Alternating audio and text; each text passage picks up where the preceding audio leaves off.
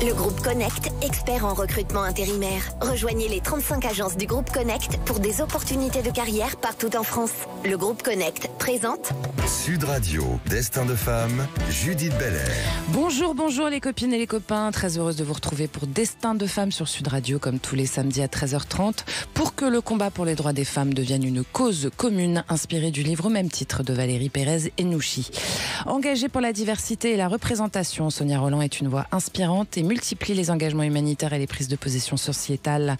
Ancienne Miss France 2000 et toute première métisse à avoir accédé à ce poste d'ambassadrice beauté de notre pays, elle nous raconte son histoire dans un biopic qu'elle a co-écrit et surtout réalisé, Un destin inattendu, qui a été diffusé le 3 janvier dernier sur France 2 et encore disponible en replay. Voilà, ça m'a tellement perturbée parce que je vous avoue, j'en ai un peu pleuré. Chers auditeurs, à voir absolument. Sonia Rolland, bienvenue sur Sud Radio. Merci beaucoup. Merci pour cette introduction. Sud Radio, Destin de femme, Judith Belair. Non, vraiment, ça m'a... ça m'a touché. touchée. Alors, on va quand même vous poser les 4 questions que je pose à toutes les invitées de Destin de femme. Sonia Rolland, est-ce que vous êtes prête? Je suis prête. Alors, quel destin de quelle femme vous inspire le plus pour commencer? Celui de ma mère. C'est évident, c'est une femme qui part d'un tout petit village dans les hauteurs du Rwanda et qui connaît un destin incroyable. Elle rencontre mon père bien après avoir fait ses études universitaires. Grandes études, c'est ça. Alors qu'à l'époque, les femmes Tutsi n'avaient pas le droit. Elles étaient 1% de la population Tutsi avait le droit d'aller à l'école. Ah ouais. Donc c'est vraiment elle qui a tiré toute sa famille courageusement. Et puis quand elle a rencontré mon père, elle a pu devenir une femme accomplie, libre, parce que mon père était féministe. Ouais. Et alors, c'est une femme en plus qui a dû se recréer un destin parce qu'elle avait une vie telle qu'elle était quand vous étiez au Rwanda. Et puis en arrivant en France, ça n'a pas été la même histoire non plus. Donc, c'est pour ça que c'est d'autant plus beaucoup fort. d'imagination, quoi. Oui, et puis de volonté. Une résilience. De la résilience. C'est une femme qui s'est jamais laissée abattre, qui m'a vraiment donné ses valeurs de volontarisme, de volonté, de détermination.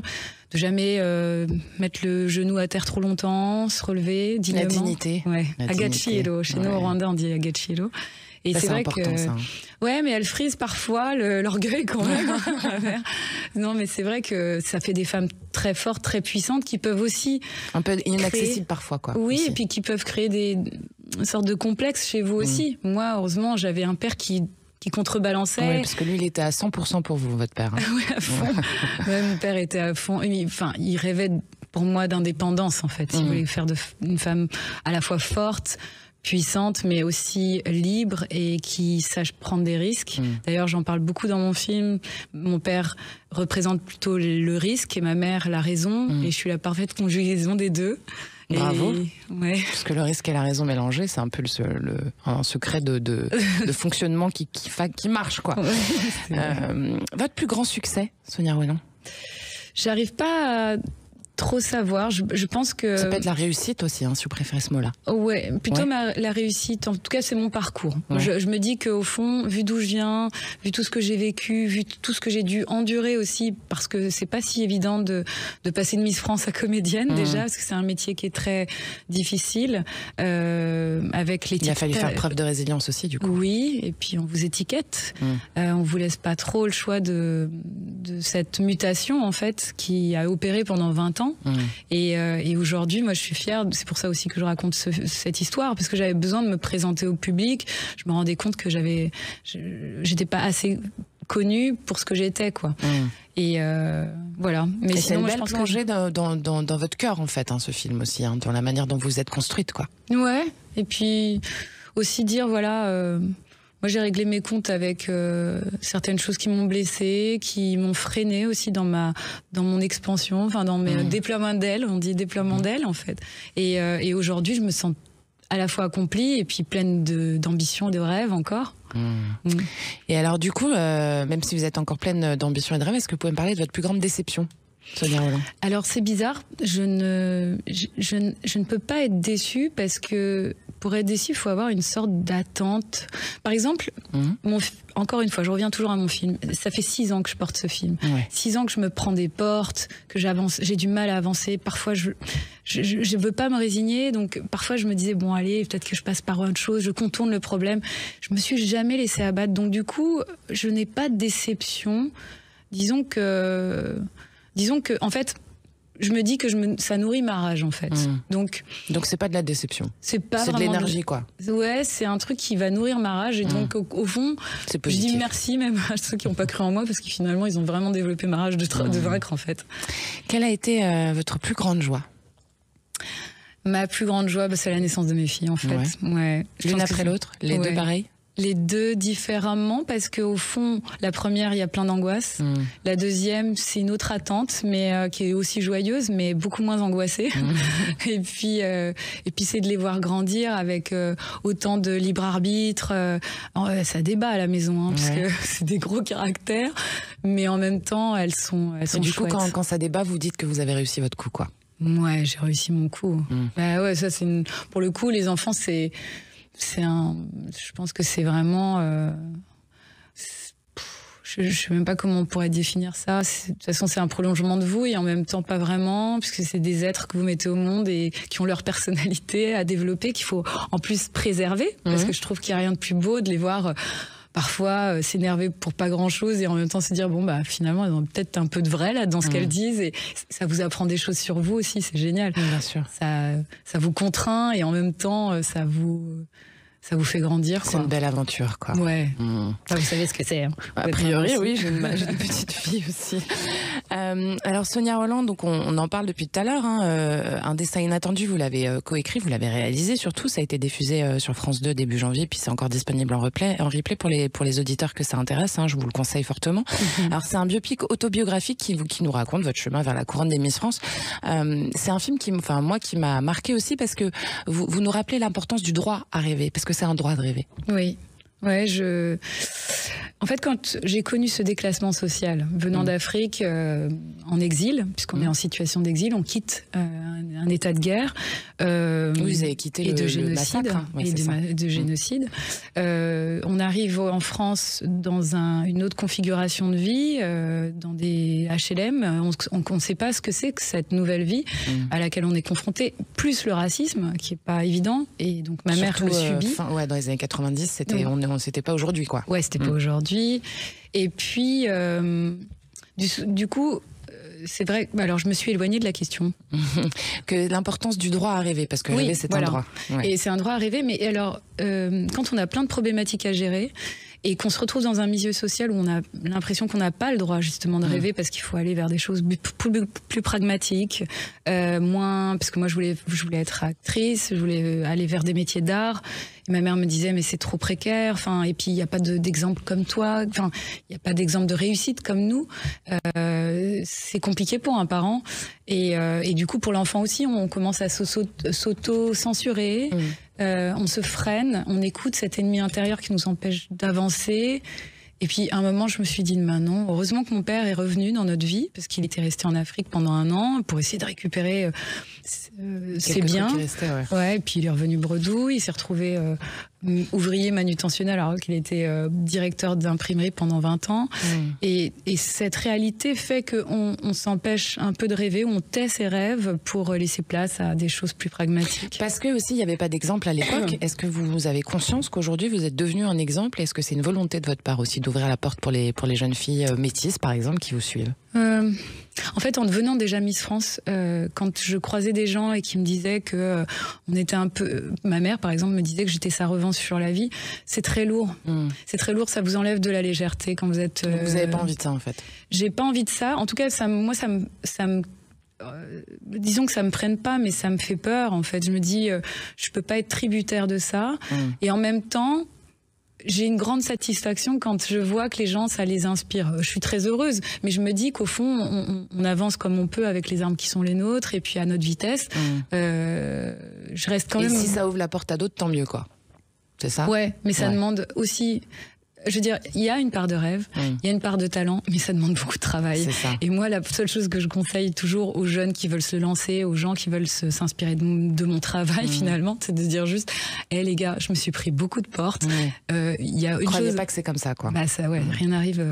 Et alors, il y a une phrase qui revient justement pour continuer là-dessus assez rapidement, comme une litanie dans ce film. Il faut croire en soi, quoi. Faut croire en soi. En fait, c'est ça. Il faut croire en soi. C'est très important, ça. C'est essentiel. Que malgré les difficultés, quoi qu'il arrive, vous gardez le cap parce que vous croyez en votre capacité à faire ce que vous vous êtes donné comme projet, quoi. Oui. Croire en soi, c'est essentiel. Sinon, je pense que... Mais encore une fois, il y a toujours cette petite ennemie intérieure qui va vous empêcher d'y aller. Donc... parfois il faut aller au-delà de c'est quoi, cette c'est le sentiment d'imposture?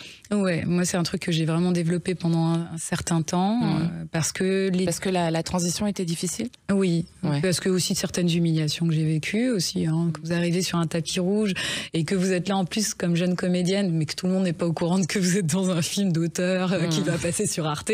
On vous considère encore comme Miss France parce que le public vous accueille encore comme Miss France puisque vous êtes fraîchement comédienne et puis il y a des gens qui veulent pas poser avec vous parce que vous représentez pas les gens du métier. C'est violent. Ils se mordent un peu la main aujourd'hui, non? Mais il y en a qui me demandent du travail. Voilà. C'est assez drôle. Karma. Vous êtes bien sur Sud Radio et nous aussi, vous restez avec nous. Destin de femme aujourd'hui, c'est en compagnie de l'actrice et réalisatrice engagée Sonia Rolland. Vous partez pas trop loin, nous on reste là avec vous. À tout de suite. Le groupe Connect, expert en recrutement intérimaire. Rejoignez les 35 agences du groupe Connect pour des opportunités de carrière partout en France. Le groupe Connect présente Sud Radio, Destin de femme, Judith Belair. Sud Radio, c'est Destin de femme, l'émission consacrée aux femmes extraordinaires qui font notre République française. Aujourd'hui, vous êtes avec l'actrice et réalisatrice Sonia Rolland. Bienvenue à vous si vous nous rejoignez. Alors Sonia Rolland, on va maintenant écouter un petit extrait de votre biopic. Évidemment, l'extrait le plus... le top, l'étoile en haut de l'arbre. Un destin inattendu, c'est parti. Miss France 2000 et... Je suis heureuse pour toi. Miss Poitou-Charentes. On va les laisser un peu les applaudissements.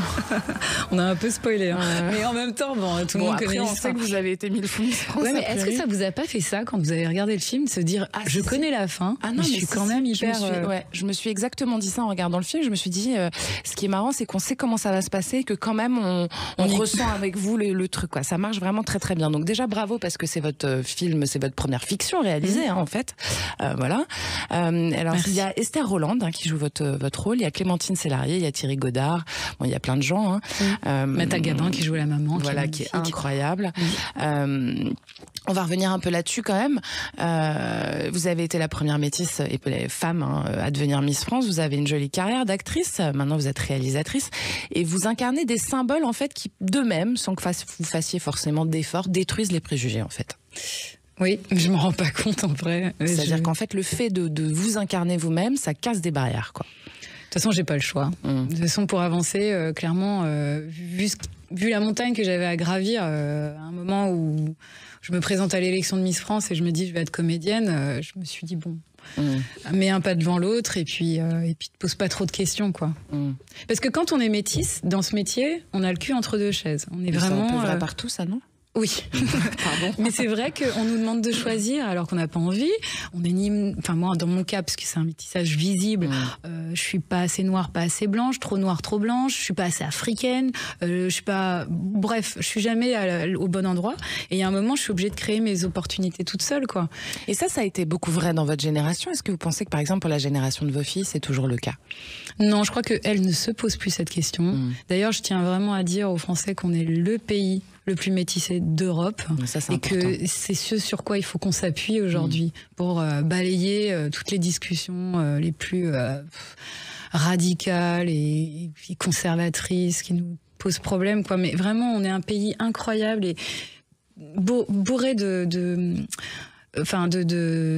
talents qu'on ne met pas suffisamment en avant, et heureusement que les gens se créent des opportunités, heureusement qu'il y a des Aïssa Maïga, des Jean-Pascal Zadi, des gens comme ça.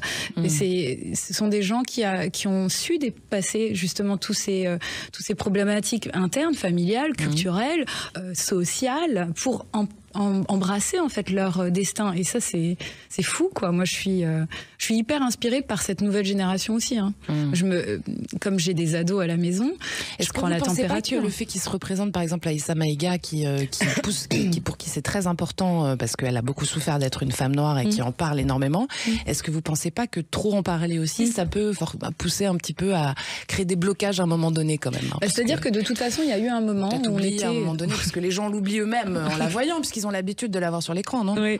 Mais c'est-à-dire qu'il y a eu un moment où on était obligé, de manière assez pédagogique et presque humoristique, d'évoquer ce problème pour évoquer des projets qui justement banaliseraient cette spécificité, on va dire, dans notre société. Et en fait, moi, il y a un moment, j'ai dû aussi prendre le choix de revenir à ce que je suis, c'est-à-dire une métisse qui comprend aussi que ce soit pas aussi clair de chaque côté. Ça peut pas être que noir et blanc, quoi. Voilà, on est d'accord. Ça peut pas être totalement manichéen. Oui, c'est vrai, c'est vrai. Mais c'est pas évident d'être non plus à ma place parce que je suis un peu le casque bleu constamment. Ça demande aussi d'avoir beaucoup de recul, de pas toujours emprunter le chemin de la colère, de pas être réactionnaire en fait. Faut pas être constamment dans la réaction parce que on construit rien en fait. De toute façon, réagir à chaud en général, c'est pas une bonne solution. Il faut plutôt prendre du recul par rapport aux situations, même quand ce sont des difficultés. Évidemment. Ça serait un conseil que vous donneriez ça à des jeunes filles de faire toujours le pas de côté. Oui, c'est évident. Moi, je l'ai fait plus d'une fois. Ça m'a coûté cher. Vous savez, je suis ambassadrice de Guerlain.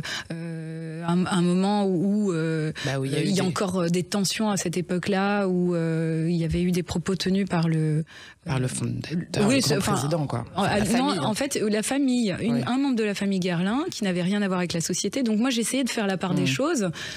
Ça m'a été reproché par une partie de la communauté noire qui me dit mais t'es une traître. Bon voilà, il faut assumer ça, mais c'est en rentrant dans la matrice qu'on l'a fait exploser. Je veux dire, si on reste derrière le mur, trotskiste en fait, je pense. Mais si on reste derrière le mur à constamment gueuler que ça ne marche pas, que ça ne fonctionne pas pour nous, c'est pas non plus comme ça qu'on va avancer. Bon, là on parle des préjugés racistes. Est-ce que vous avez connu les préjugés sexistes, Sonia Rolland? Alors peut-être oui. Évidemment, en fait. Surtout avec Miss France, c'était évident. Mais c'est-à-dire que c'est un truc qui me coulait dessus. Parce que, en fait, comme je me définissais pas... Moi, j'ai appris la féminité en devenant Miss France. C'est-à-dire que j'étais vraiment un garçon manqué. Vous faisiez du basket. Je jouais au basket depuis l'âge de 9 ans. J'étais une hyperactive. Donc, mes parents m'ont canalisée grâce au sport collectif. Et donc, j'ai beaucoup fréquenté les garçons. Un peu par défaut aussi, parce que comme j'étais la première... J'étais la troisième fille de mon père, mais la première de ma mère. Donc, j'avais le statut de bonhomme à la maison. Et en fait, il y a un moment où... je pense que je suis toujours dans une sorte de friend zone avec les garçons. Et parfois, ça peut me poser problème, surtout quand j'avais 20 ans. Et en même temps, ça me donnait le droit aussi de dire... Et professionnellement, dans le métier Mais j'ai toujours eu du répondant. Cinéma, je peux dire que... En fait, l'attitude que j'ai... Ce qui change, c'est ça. C'est-à-dire qu'il faut répondre, quoi. Il faut répondre, il ne faut pas se laisser faire. C'est comme ça que vous réagissez quand ça vous arrive. Est-ce que ça vous arrive encore? Aujourd'hui, non. Non. Je pense que... Quand on atteint un certain niveau?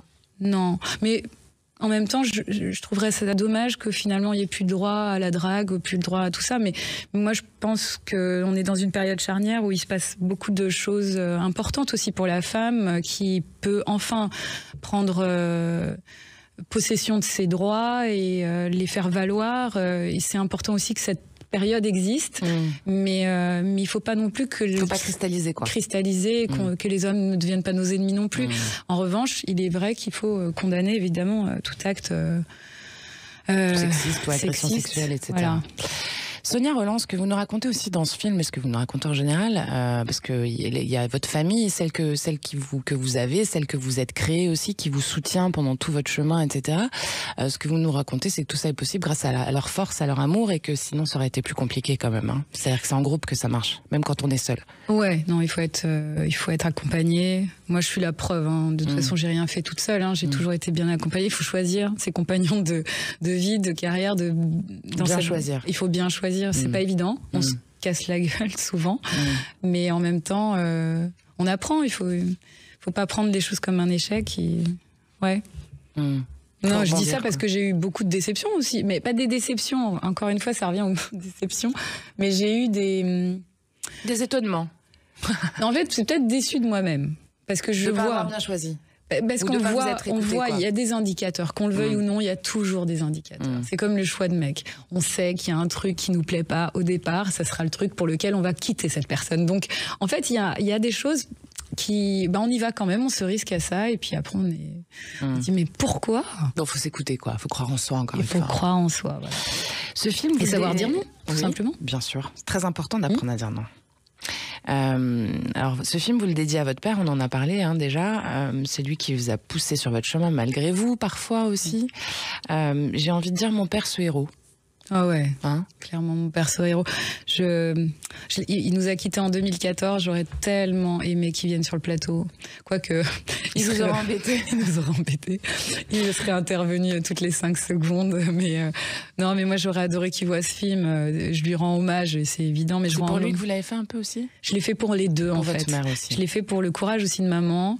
Et puis pour aussi peut-être faire comprendre finalement aux gens qui regardent ce film que des profils comme ma mère, il y en a énormément. Des femmes qui ont perdu une partie de leur vie, de leurs acquis aussi, professionnels, se sont vues, parce que l'exil, dépossédées de tout ça, et suit des parcours pas évidents, avec beaucoup de résilience et de dignité. C'est surtout à ces femmes-là que je m'adresse, à ces hommes-là que je m'adresse, et à la France populaire aussi, parce que c'est celle qui est souvent invisibilisée, et je voulais en parler dans mon film, quoi. Donc votre idée, c'est de donner aussi de la lumière à ceux qui en manquent. Ah bah oui, clairement. C'est très important. Clairement, je suis trop témoin de ça, trop témoin de cette injustice, et puis je me dis qu'au fond, ma vie réunit tellement de sujets, à la fois sociaux, culturels, le racisme, la discrimination sociale, enfin, il y a tellement de choses qui auraient pu m'empêcher d'avancer, c'est hallucinant. Et en même temps, je me sens forte de tout ça, ouais. Si vous aviez un souhait, Sonia Rolland? Que le monde aille mieux, quoi. Ça va pas du tout, là. Il y a quelque chose qui va pas du tout. Les humains sont en train de régresser, mais il y a quelque chose qui semble... Vous pensez pas qu'ils avancent en même temps? Je sais pas s'ils avancent. En tout cas, moi, j'aimerais voir ce qui va se passer dans la jeunesse, surtout, parce que j'ai l'impression que ça bouillonne, et moi, ça me fait du bien de voir cette jeunesse hyper consciente, hyper bouillonnante, sur des sujets hyper importants comme l'écologie, les femmes, leur place dans la société. Enfin, c'est hyper... Moi, je m'appuie beaucoup aujourd'hui sur ça. Je regarde cette jeunesse, parce que quand je regarde le vieux monde qui a tout bousillé et qui donne très peu d'espoir finalement. Nous, on est la génération un peu tampon, qui a connu l'arrivée d'Internet, qui a connu l'arrivée des réseaux sociaux. On se dit merde, qu'est-ce que c'est que ce truc, cette vague qui arrive et qui nous fait peur, mais en même temps, c'est hyper prolifique. Enfin, il y a énormément de choses qui se créent, hyper inventives. Enfin, moi, je suis très étonnée par cette jeunesse. Moi, je vois mes filles...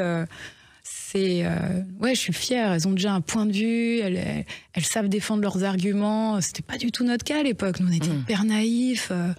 Bon, on aura peut-être fait quelque chose de bien dans tout ça. Ben oui, mais il faut être conscient en tout cas, faut pas lâcher cette conscience. Bon, ça sera le mot de la fin. Merci Sonia Rolland d'être venue par ici. Chers auditeurs, n'oubliez pas, un destin inattendu et non attendu. C'est le film de Sonia Rolland, et c'est avec notamment Esther Rolland ou Clémentine Célarié. C'est en replay sur le site de France Télé. Vous le connaissez, le site, c'est www.france.tv, évidemment. Merci à toutes et à tous de votre fidélité. On a rendez-vous samedi prochain à 13h30 pour un nouveau Destin de Femme. Et puis demain, 19h, c'est excellent sur Sud Radio. Tous les rendez-vous sont sur Sud Radio, la chaîne YouTube. Et puis, vous n'oubliez pas les réseaux sociaux, etc. Évidemment, merci à Thibaut qui réalise pour vous, aux équipes de Sud Radio. Bisous, à très vite. Sud Radio, Destin de Femme, Judith Belair. Avec le groupe Connect, expert en recrutement intérimaire. Rejoignez les 35 agences du groupe Connect pour des opportunités de carrière partout en France.